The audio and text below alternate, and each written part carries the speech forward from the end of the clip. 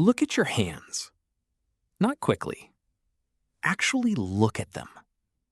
The shape of the knuckles, the way the skin folds when you make a fist, the exact length of each finger. Nobody else has these. Not in the same combination, not arranged in exactly this way. There are 8 billion people alive right now, and not one of them has what you're looking at. You probably think that's just how it worked out.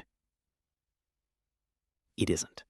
The person you are, the specific, unrepeatable configuration of traits and tendencies and features that makes you, didn't have to exist, didn't almost exist, came within a hair of never existing at all, at dozens of separate points across hundreds of thousands of years. And at every single one of those points, a slightly different outcome doesn't produce a slightly different version of you. It produces someone else entirely, or no one. Let's start small.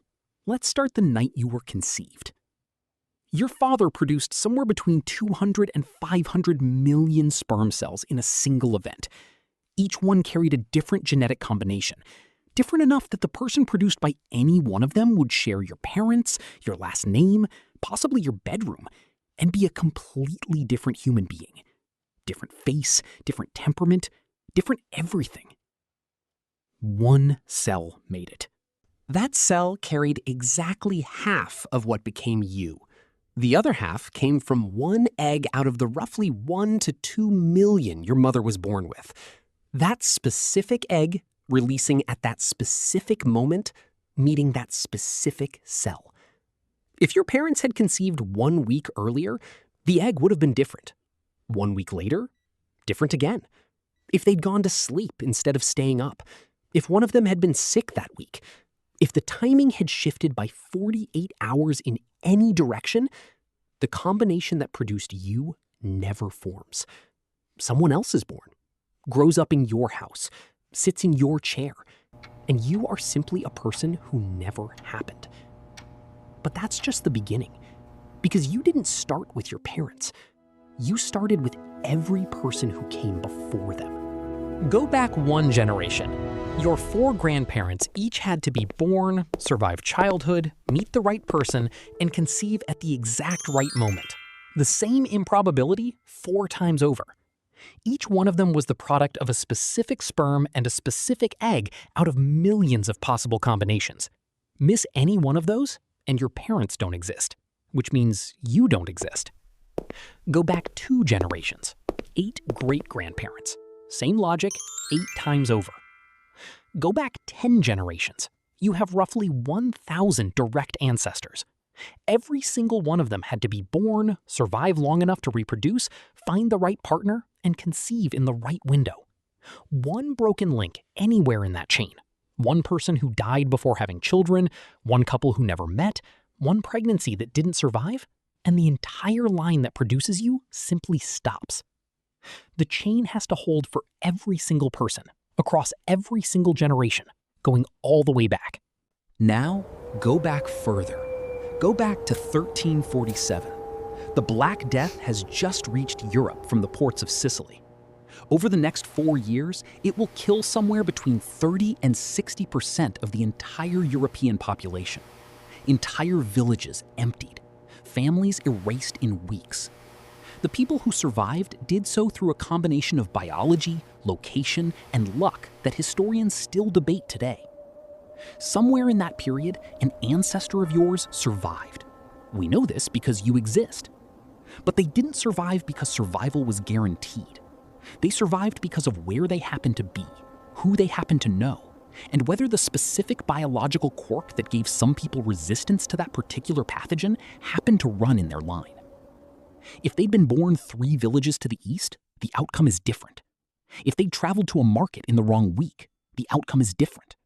If the ship carrying the infected rats had docked at a different port and spread the disease along a slightly different route, your ancestor's village might have been hit first instead of spared. 1 changed variable, and the chain breaks. Go back further, to a drought that swept across Central Asia 12,000 years ago and forced a group of people to migrate in a specific direction. The ones who went west eventually became the ancestors of populations that spread across Europe. The ones who went north faced conditions most of them didn't survive. Your line went one way. It had to. If it went the other way, the specific sequence of encounters and descendants that eventually produces you never occurs. Genetic evidence suggests that somewhere between 70,000 and 100,000 years ago, the entire human population may have dropped to just a few thousand individuals, possibly fewer. A volcanic eruption, drought, climate shift. The evidence isn't definitive, but the genetic bottleneck is.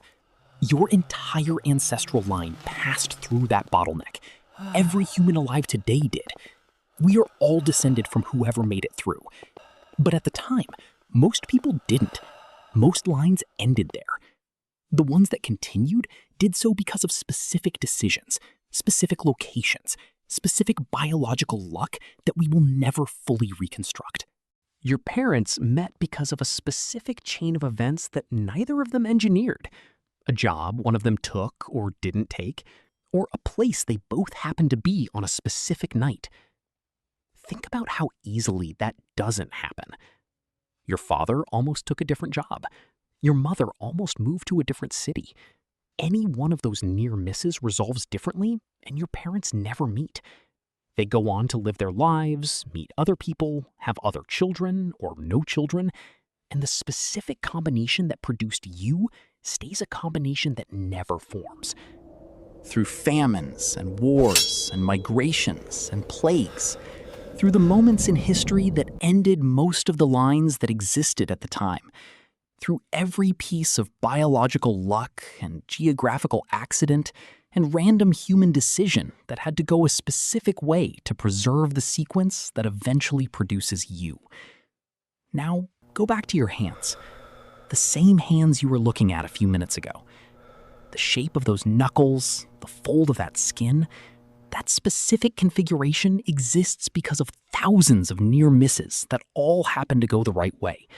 Not because you were the intended outcome, not because the universe was building toward you, but because an unbroken chain of accidents, stretching back through history and prehistory and deep time, happened to hold.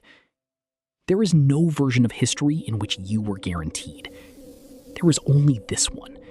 The version where, against extraordinary odds, at every single decision point and genetic lottery and historical near miss, something went right instead of wrong. You are not the default outcome. You are the result of thousands of things that almost didn't happen, all happening anyway. Look at your hands one more time. That's not nothing. That's the whole chain, right there at the end of your arms.